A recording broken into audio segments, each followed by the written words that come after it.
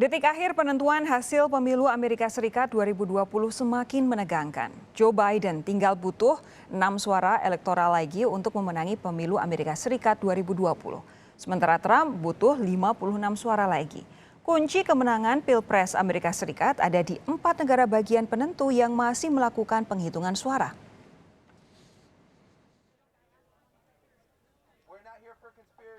Detik-detik menjelang hasil akhir pemilu Presiden Amerika Serikat semakin panas. Aksi protes penghitungan suara di sejumlah negara bagian terus berlanjut.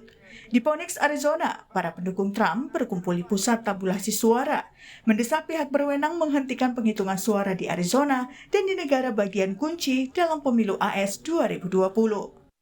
Sementara di New York, massa meminta penghitungan suara tetap diteruskan. Unjuk rasa yang awalnya berlangsung damai di Manhattan Avenue berujung ricuh.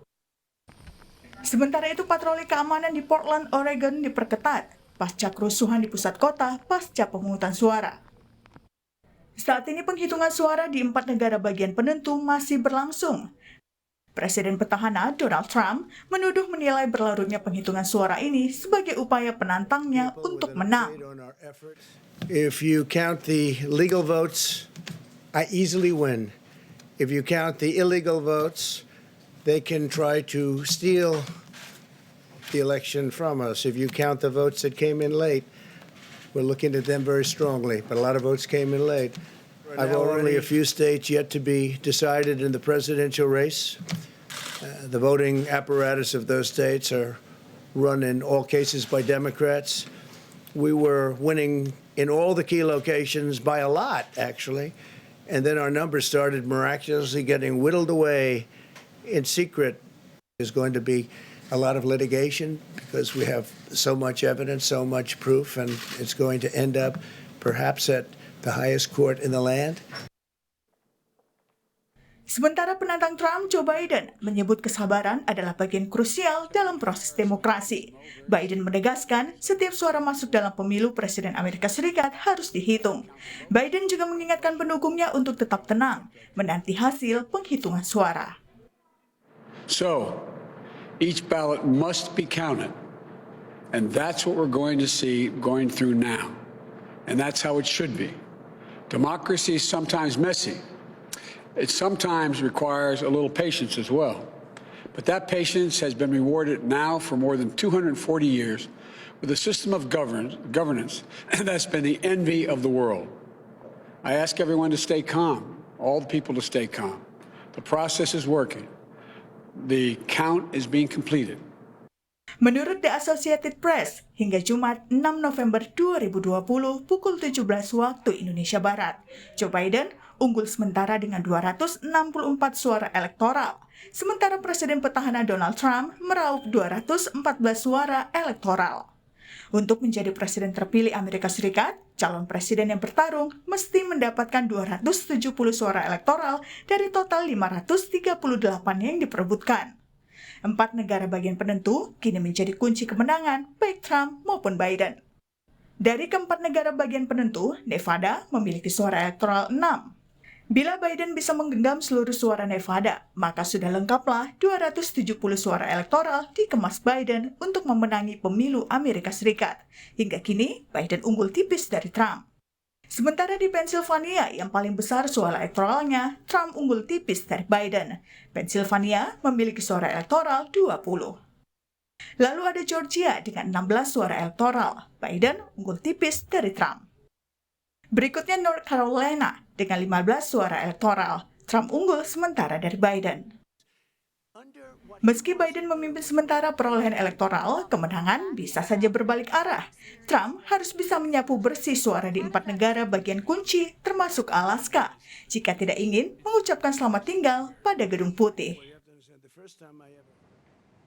Pemilihan Presiden Amerika Serikat sudah mendekati akhir. Siapa sebenarnya capres yang diinginkan oleh masyarakat Amerika Serikat sendiri? Dan apa dampaknya bagi Indonesia jika Donald Trump atau Joe Biden yang menang? Kita akan bahas bersama Direktur Pusat Kajian Wilayah Amerika Universitas Indonesia, Susi Sudarman. Selamat malam Ibu Susi. Selamat malam Sofi. Kelihatan capek tapi pasti ikut deg-degan dan juga ikut penasaran ya? penasaran sekali. Bu Susi begini, ini Joe Biden saat ini masih unggul sementara di suara elektoral. Ada yang bilang, ada yang sudah berani menyatakan 264 sudah dikantongi Joe Biden. Tapi beberapa media besar, saya di sini mengutip The Washington Post, dia masih agak konservatif bilangnya 253. Karena belum berani menyatakan keunggulan Biden untuk beberapa negara bagian. Tapi saat ini Trump sudah ancang-ancang mengancam bahkan mengajukan gugatan ke Supreme Court. Apakah ini bakal bisa berdampak pada hasil Pilpres, Bu Susi? Sekarang yang dituduhkan kepada Donald Trump oleh pihak Republikan sendiri adalah tidak punya bukti pasti untuk bisa mendapatkan keputusan Supreme Court atas hal ini. Biasanya kalau diputuskan juga tidak terlalu banyak akibatnya. Misalnya dihitung kembali juga tidak banyak bedanya dengan apa yang sudah nyata sekarang ini.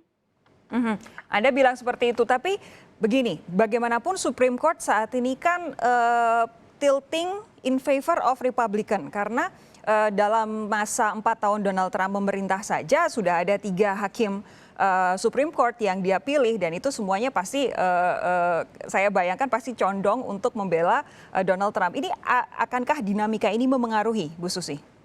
Tergantung bukti yang dibawa oleh Donald Trump. Selama ini buktinya tidak ada. Jadi kemungkinan kecil bisa melakukan litigasi ke tingkat Supreme Court. Juga harus melalui pengadilan lokal dan pengadilan federal di negara bagian tertentu. Apakah lolos dari Supreme Court negara bagian untuk langsung pergi ke Supreme Court pusat. Dan itu masih diragukan kalau memang tidak ada bukti bahwa ada kecurangan, akan sangat nihil hasilnya. Oke, berarti memang tergantung bukti-buktinya, meskipun hakim Supreme Court entah di level apapun mungkin banyak yang pro-Republikan, tapi tidak bisa serta-merta dianggap bahwa itu pasti akan menguntungkan Donald Trump ya? Betul. Oke, nah tapi kalau menurut Ibu Susi sendiri, sebetulnya siapa sih saat ini yang lebih diinginkan oleh warga Amerika Serikat untuk jadi presiden? Kalau dilihat dari promosi agitasi dari Donald Trump ya kelihatannya Amerika terbelah. Tapi kalau dilihat dari jumlah exit poll menunjukkan bahwa kelompok African Americans keluar secara masif. Waktu Hillary Clinton mereka tinggal di rumah. Lalu kelihatan lagi ada jumlah generasi baru yang ikut dalam pemilihan dan mereka cukup tinggi jumlahnya yaitu 61% dan 52% untuk memilih Joe Biden. Jadi di antara orang minoritas dan anak-anak generasi baru dalam demografi Amerika kelihatannya disitulah dan orang-orang terdidik 55% yang memilih mereka. Yang memilih Partai Demokrat maksudnya. Perempuan jauh lebih tinggi dibandingkan laki-laki. Jadi kalau dilihat bahwa banyak kalangan yang berharap bahwa ada perubahan karena selama ini mereka tidak dihiraukan. Oke. Apalagi belakangan terlihat jelas ya demonstrasi terutama sejak Black Lives Matter itu hangat lagi di Amerika Serikat. Semakin tampak ada frustrasi di sana. Tapi begini, ini kan saat ini yang dihadapi selain soal bahwa minoritas banyak yang merasa tidak didengar, Amerika Serikat jadi salah satu negara yang saat ini paling parah berhadapan dengan COVID-19. Tidak hanya soal COVID-nya, tapi juga efek ekonominya. Kalau Biden menang, kalau menurut Bu Susi mampukah dia memperbaiki kondisi penanganan pandemi dan tentu saja berimbas pada perbaikan kondisi perekonomian? Jelas dari pribadinya, dia kebapaan. Kebapaan yang mengobati rasa kecewa rakyat Amerika yang selalu dihina-hina dan dipojokkan oleh seorang populis seperti Donald Trump yang tidak jelas arahnya dan tidak jelas programnya. Saya kira mereka cukup rasional untuk kira-kira menunggu apa wawasan dari pemerintahan yang berdasarkan sains. Nah, Donald Trump tidak percaya pada ilmu pengetahuan. Bu Susi begini, ini kan bukan cuma soal masalah pandemi dan juga ekonomi, tapi juga ada keteguhan demokrasi Amerika Serikat yang juga dipertaruhkan di pemilu kali ini. Saya ingin minta pendapat Bu Susi dulu.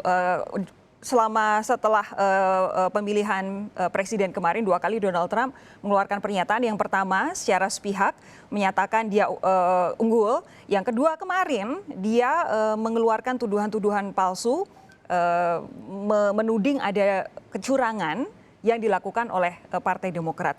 Apa imbas dari 2 pernyataan Donald Trump ini terhadap demokrasi Amerika Serikat? Begini, jadi baik Republikan maupun Demokrat menghimbau sebetulnya hormatilah institusi negara.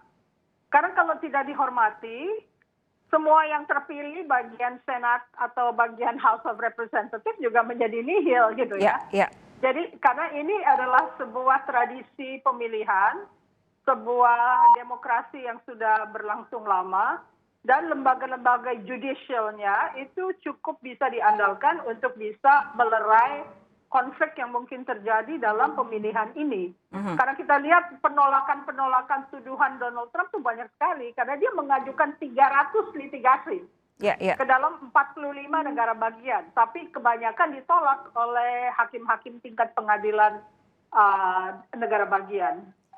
Bu Susi, dulu kan kita selalu, saya tumbuh begitu dengan semacam dalam tanda kutip propaganda dari Amerika Serikat bahwa cara mereka berdemokrasi adalah yang paling benar. Mereka seringkali bilang bahwa ini loh negara harus demokratis, membebaskan negara-negara supaya bisa demokratis. Nah, ini saya bayangkan kalau saat ini pemilu yang terjadi di Amerika Serikat ini terjadi di negara ketiga misalkan, negara berkembang misalkan, atau misalkan di Amerika Selatan dan Amerika Serikat jadi pengamatnya, kira-kira apa yang akan dikatakan oleh Amerika Serikat yang itu, Bu Susi? Bisa dicontoh lembaga judicialnya. Secara yuridis mereka bisa mengandalkan pengadilan-pengadilan setempat untuk menengahi konflik. Jadi sebenarnya trias politika masih berlaku. Kalau misalnya ada negara lain yang melakukan pelanggaran, dia bisa menunjukkan bahwa betul badan yudikatif Anda bekerja atau tidak. Nah, di sini yang membedakan antara negara yang maju dengan negara yang belum maju. Oke, jadi ini bisa jadi pertanyaan untuk ditanyakan Amerika Serikat ke dirinya sendiri. Apakah nanti yudikatif bisa benar-benar berjalan ketika proses politiknya membingungkan ini? Bu Susi, jangan kemana-mana. Sesaat lagi kita akan lanjutkan apa dampaknya, apa untungnya dalam tanda kutip kalau misalkan nanti Donald Trump atau Joe Biden menang dalam pemilu Amerika Serikat untuk Indonesia. Sesaat lagi saudara, jangan kemana-mana, tetap bersama kami.